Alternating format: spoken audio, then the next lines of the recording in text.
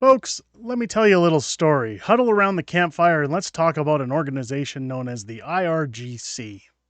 Let's get into it.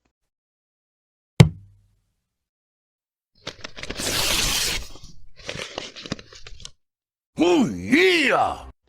What's going on, ladies and gentlemen? Welcome back to The Fringe. If you've been following along on the channel this week, you'll notice that I finally stepped in and chimed in regards to the protests that are coming onto Canada's shores via Hamas and Israeli defense protests. Now, one thing I want to state very clearly again is that I do not take a position on the current crisis, we'll say, that's going on the planet, that I believe Canada needs to handle problems of its own.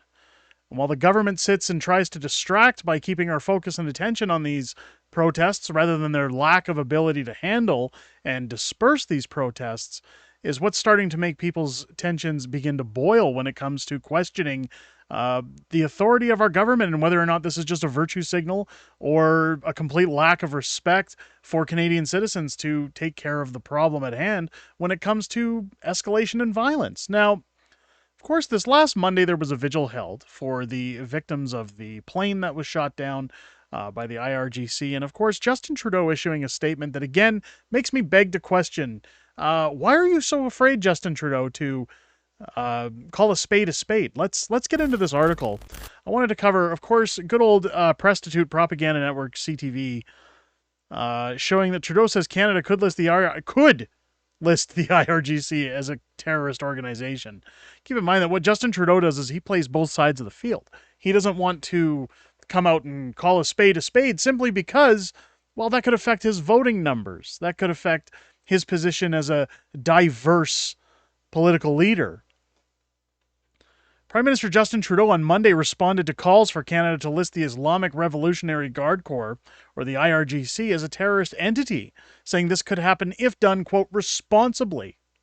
You know what would have been responsible is to call them what they were from day one. The comment was made at a memorial from the victims of the Ukraine International Airlines Flight 752, which was shot down by IRGC over Tehran on January 8th of 2020. We will continue our work, including continuing to look for ways to responsibly list the IRGC as a terrorist organization, the Prime Minister announced to applause from grieving families. Of the 176 people killed with the commercial airliner that was shot down, 55 were Canadian citizens, I might remind everybody. 30 were permanent residents. The IRGC says the plane was mistaken for a hostile target, as tensions between Iran and the United States were high after the American assassination of Iranian Magistrate General Soleimani. Families of those victims have called for powerful paramilitary group to be listed as a terrorist organization in Canada for years. The government must end the delay. Conservative leader Pierre Poilievre said in a statement, Canada must be a leader in condemning the actions of these terrorists and stand in solidarity with the victims of their families. So what they have to remember is that you're not necessarily calling out a race. You're not calling out a whole country of people. You're calling out an organization of thugs, of mentally disturbed individuals who want nothing more than bloodshed to carry their religious messages. And that is where we run into issues like this in Canada, that Justin Trudeau, again, well, I don't want to step on anybody's toes. I'll prance around on eggshells. I sure would love it if we had a leader in this country that would just take a stance and say, this doesn't happen in our backyard. You killed Canadian citizens. Get ready for the steel boot of justice to come down on you for what you've done. Canada did declare a Quds Force branch of Revolutionary Guard a terrorist group back in 2012. It's known as an external affairs branch of the IRGC responsible for developing ties with militant groups across the region, including Hezbollah in Lebanon and Hamas in Gaza, according to the Council on Foreign Relations. Canadian law needs to be much stronger, said Raman Jobin, a lawyer based in British Columbia. Jobin created an organization aimed at tracking the IRGC activity and influence in Canada. He says over the past year and 3 months, he's received more than 700 public tips about IRGC activity. We look at every case, Jobin says. He says Canadian law enforcement would have more tools to prosecute Iranian influence, intimidation, and harassment of Canadian citizens if the IRGC was put on Canada's terrorism list, including freezing financial assets and allowing police to charge anyone who financially or maternally supports the group on the list. The IRGC smells weakness in your legislation. They're going to come in and they're going to take advantage of that, Jobin said. The federal government has said it's reluctant to label Iran's Revolutionary Guard as a terrorist organization because many of its members are conscripts. The United States declared IRGC a terrorist group in 2019 under then President Donald Trump. And again, that's what I'm talking about. The Donald comes out furious and says, these guys, they're terrorists, okay?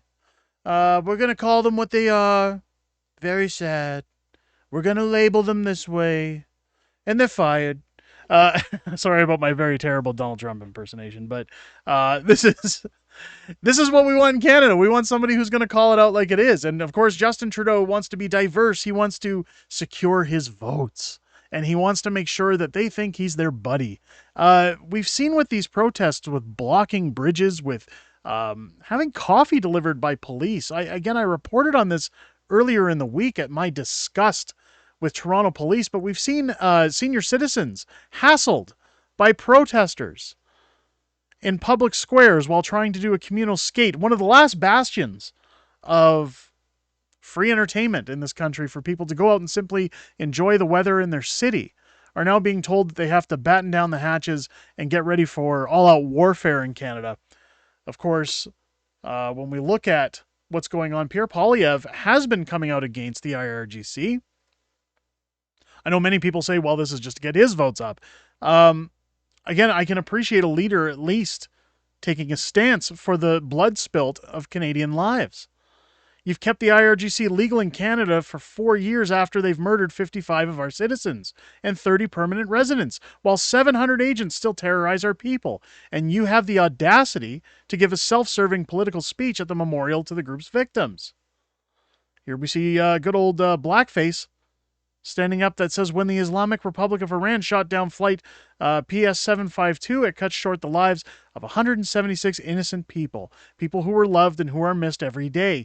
It is for them and for their families we continue to be relentless in our pursuit of justice. What an overblown statement if I've ever seen one in my life. Relentless? If this is Justin Trudeau being relentless, I'd hate to see what being callous looks like. This is ridiculous. This is an outright travesty. Where is the justice for these 176 innocent people? Where's the justice for the 55 Canadians? For the 30 residents? It's sad to see the virtue signaling of our government be so hypocritical on the deaths of innocent citizens. Pierre Poilievre, of course, issuing a statement that today we remember the 55 Canadians and 30 others who call Canada home, who were murdered by the IRGC shooting down flight PS 752. So he's going to call it out.